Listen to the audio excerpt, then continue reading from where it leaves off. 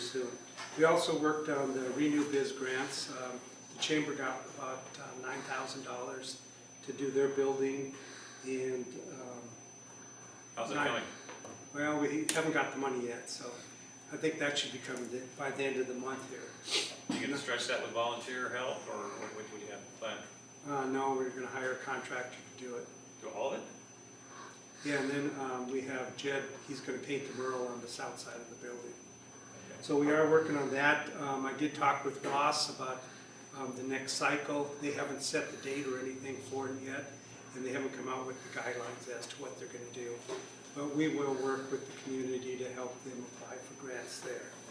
And on March 14th, it'll be a year that the Chamber's been incorporated, so we're looking at maybe doing a mixer on the 27th to celebrate our 1-year anniversary and to toot our horn for what we've done, I guess. 27th of February or March?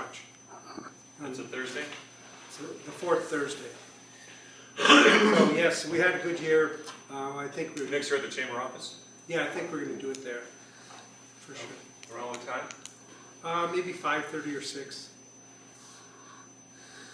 So it's been a real good year for us.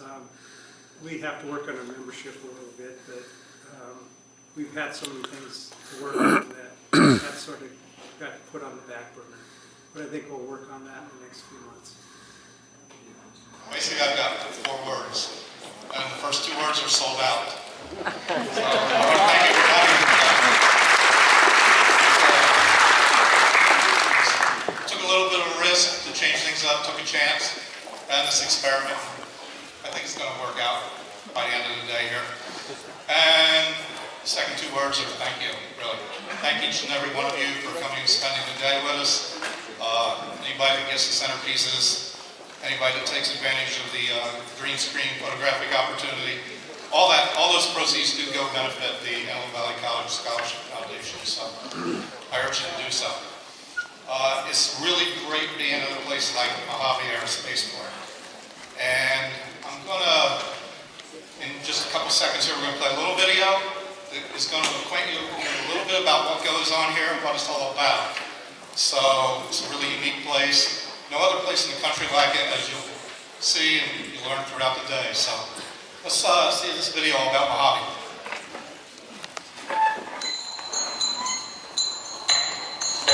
To most people, Kitty Hawk, North Carolina is just a wasteland. But to 2 brothers who were bicycle mechanics from Dayton, Ohio, it's perfect. Absolutely perfect. The steady breeze, the short runway, the soft sand for landing, those same elements are alive and well in Mojave today. We have access to a piece of airspace that's a national treasure that's about 200 nautical miles by 200 nautical miles, and it goes from the surface essentially to the moon. I don't know of another place that has that type of geography in this industry anywhere on Earth. We have a decided advantage just because of our location right here in Mojave. Plus we have the right attitude in the aerospace valley, but this is just what we do.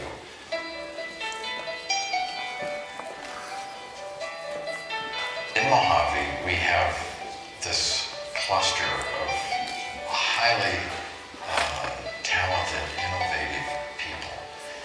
They're still 5th graders in a lot of ways. They don't know what they can't do. And so they're not afraid to try things. And they try things every day that don't work in hopes that they'll try something that does work. It's more of a mindset. It's more of what's inside that's driving these people. Jeff Greason, AIM's co-patent holder of the Intel NM3 chip. What credentials does he have to come to Mojave, set up shop, and become a rocket scientist of a leading suborbital and orbital systems developer? Well, the same argument can be made at orbital and rover. What on earth did 2 bicycle builders have in terms of credentials to build the first vehicle to engage in flight and in power flight? The goal of X4 is to try to bring the cost and the frequency of space transportation to a point where we can make economic use of space. LYNX is our name for the suborbital spacecraft ship that takes the pilot and one person, or the pilot and a payload, from the runway up into the space environment and back down to land.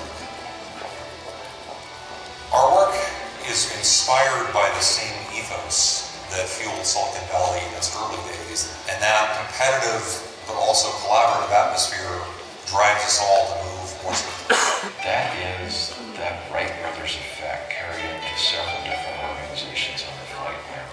When you look in the eyes of people like George Whitesides, George could have probably been successful in any one of 50 industries, just like Jeff Grayson, but they chose this one. The mission of Virgin Galactic is to open space for the rest of us. So our aspiration is to bring the price down of space access and to open up the space experience to dramatically more people around the world.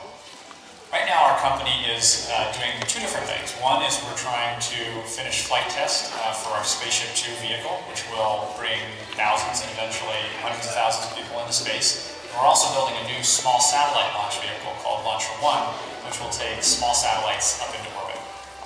Mojave is the perfect place for us because it is the center of aerospace entrepreneurial development.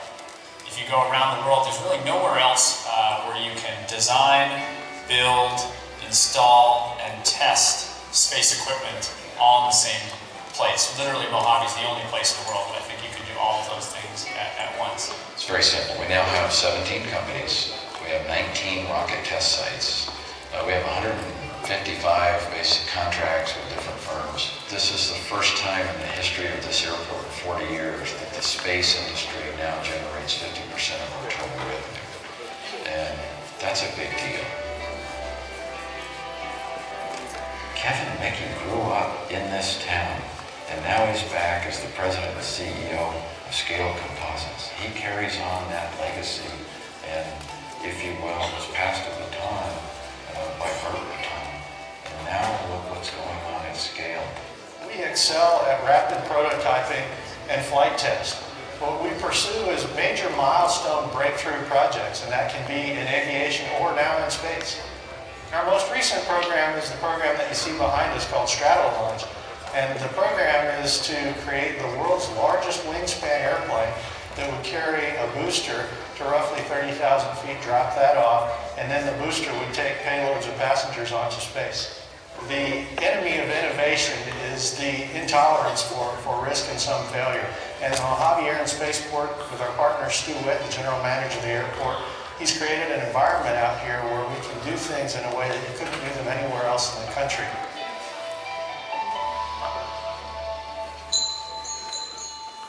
There's only one way to be totally safe, and that's stop. Where does that put humanity? There's something in the human spirit that wants to be a part of something bigger than themselves. We can't lose sight of that. And that's where this industry is. It would be very easy to just accept the fact that we went to the moon in my lifetime, and in my lifetime, we abandoned the moon. I'm not willing to accept that. Something is happening here. You can feel it. There's just a crackle. There's something in the air. I want to be able to look people in the eye and say, I was there. Were you?